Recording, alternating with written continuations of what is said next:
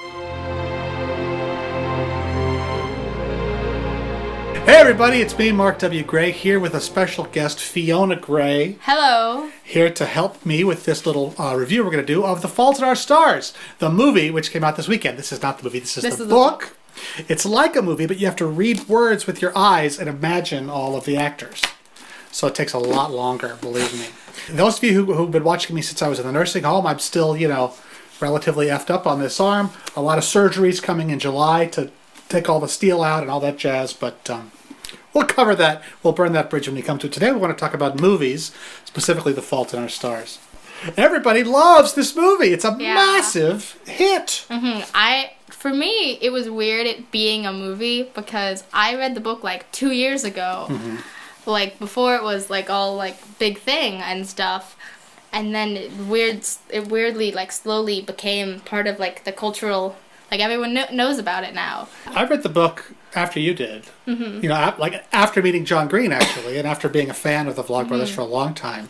I read that one, and I also read the other one. What did I read? Paper Towns, which you also gave me. And I thought the book was really good. I got more emotion out of the movie than I did out of the book, maybe, because it hit me in more of a concentrated dose. And there's a lot of emotion in this story. It's a story about, as you probably know, because you probably saw it because it made $50 million this weekend. Yeah. It's a story of this teenage girl with cancer and a romance she has with this teenage boy with cancer. Yeah. Young love with an overhanging threat of imminent death. Yes, their stars are crossed. Their stars are crossed. Yeah. I cried about 7 times in this movie. Almost, I wouldn't say continuously. There's also laughs. It's not just like torture. It's actually really fun to watch. Yeah. And it's like funny and cute for a big chunk of it. Yeah, and you notice that it's art directed very nicely too. You'll notice that everything in it is blue. Yes. Like the book. You see The Fault in Our Stars blue. I think it's a great cover design. This turquoise color is like on everything. We dressed for the occasion. Oh, of course, According to Box Office Mojo, the estimate for this weekend is The Fault in Our Stars is #1 in the nation with $48 million. Number 2 is Maleficent, $33 million, which still beats Tom Cruise's new Edge of Tomorrow, which is awesome, by the way, at $29 million. So it made almost $20 million more than the giant-ass Tom Cruise movie that cost $189 million to make. Fault in Our Stars budget, $12 million, including whatever they paid John Green. Yeah. So any other book of his coming soon to a theater near you. Because Hollywood knows this. They can sort of see it coming. They saw how good it was, but like the hammer dropped this weekend when it actually made the $50 million. And Hollywood will go, oh, okay, oh, young adult books? Okay. Without vampires? Really? Wait a minute. Wait, without bow and arrows and murders and without the Hunger Games? It's just about teenagers in love? So let's be specific about this. What did you really like about the movie? I thought it was really cute and heartfelt, and I like all the jokes and banter and stuff. Yeah, I like the reality. I liked how just really legit it seemed. Like they really went to Amsterdam. And that part of the movie I really thought was great. That's sort of the magical journey. To me, you want a movie to take you to another world, you know? And the world of a teenager, I've sort of been there, seen that. Yeah. But the world of Amsterdam, that's fascinating. Yeah. And that whole kind of middle of the movie where they go to Amsterdam and meet Peter Van Houten.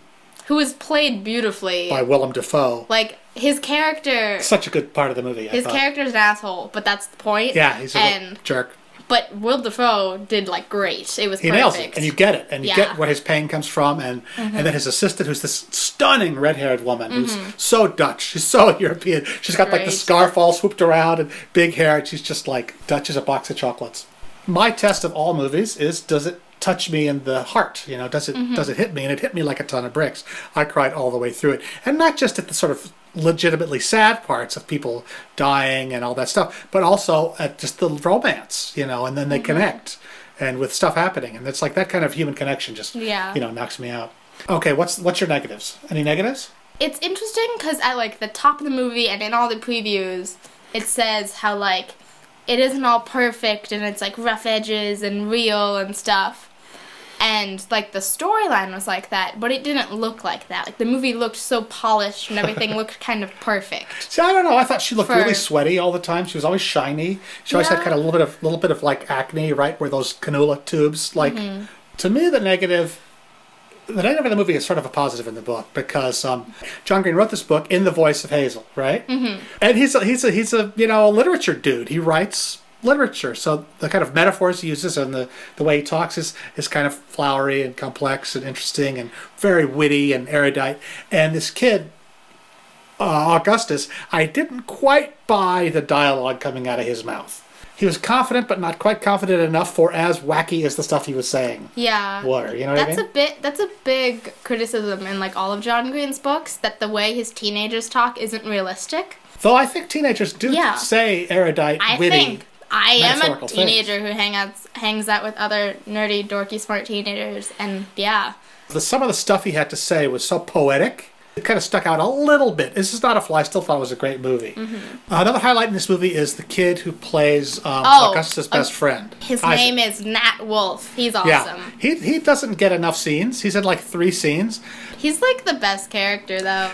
Like another thing that didn't quite work, I thought, there were Venn diagram jokes. Okay? Venn diagram, it's like a circle. This is all of people who like Star Trek, and this is all the people who like Star Wars, and there's overlap, and like that. That's a Venn diagram, okay? Where Augustus is explaining why he's a virgin to Hazel. Yeah. And like they're walking along, and he goes, let me show you something. And he takes a stick and draws a circle in the ground. That there's this perfect flat sand on the ground, and he picks up the perfect stick and like draws this perfect circle, and I don't know. That seems a little dopey to me. Yeah. Now, here's the other thing, is the whole Vlog Brothers following, the Nerd Fighters, right? Totally them. Huge army of YouTube people. Well, like the trailer for this movie was the #1 viewed trailer ever on YouTube, and still is. It's because John Green has this amazing giant audience online already. It's like this other like secret tiny world that's actually really big. And I think that's one of the reasons it sold so much. I've said this before, and I actually, when I first heard about the Vlog Brothers like 2 years ago at VidCon, I wrote this letter, which I've never sent them, about how I feel about the Vlog Brothers, and the whole kind of nerd fighter movement or world. And what it is, it's thousands and thousands and thousands of young people who are nerdy and smart and kind, and it gives me a lot of hope for future generations. Like when Justin Bieber is being a dick and all that jazz, and Miley Cyrus is horrifying, that there's still this huge, powerful force of teenagers and young people who are the adults of the future, who are smart and like books and like being smart and do nerdy things. And they're not just about like partying and stuff. That gives me so much hope for the future. This whole big movie thing, it's kind of like the real world is seeing a peek into like Vlog Brothers and Nerdfighteria and all that stuff. Yeah, there's this whole other thing of people being awesome and like, I think it's super cool. I got to meet John Green at VidCon last year. Yeah. He was very nice. He stopped to talk to me for like 10 minutes. I like Hank better. But they make me want to be a better YouTuber. Because they always say valuable things. They always do valuable things online. They always, and they're entertaining, and they put it out. And they keep have achieving. A giant following. And they're younger than me. Bastards. But everybody's younger than me. On YouTube, yep. All right, that's it. To sum up, thumbs up, right? For The Fault in Our Stars. Go and see it. It's going to be there for a while. I'm interested to see if the box office tails off. Like if it was front-loaded and all of the nerd fighters and people who are passionate about this book and everything saw it in the first weekend, and then it goes off. But most films kind of do that. Yeah, but maybe all the crazy fangirls will go keep seeing it. But what will actually happen is the people who go, why would I see that? They'll get swept up in the word of mouth, and it'll probably have a longer tail, I would imagine. $100 million teen romance. Can you believe it? Will you think it'll happen? That could happen. All right, that's it for us. Thanks for watching. Be sure to like and subscribe. You can find Fiona at Fiona Grey Toast, though she makes very little content anymore. Yeah. Be sure to find us at VidCon. We'll give you a Professor Puppet sticker. You can meet Professor Puppet. You can meet Noah, who's downstairs doing his homework. Anyway, like, subscribe, favorite, forward, share, and go see The Fault in Our Stars. Yeah. Or read it. They'll really go and see Edge of Tomorrow because it's actually really awesome and really, really funny. And it's unexpectedly great. I loved that one too. Professor Puppet did a review of that, which, summed up a lot of how I feel about it.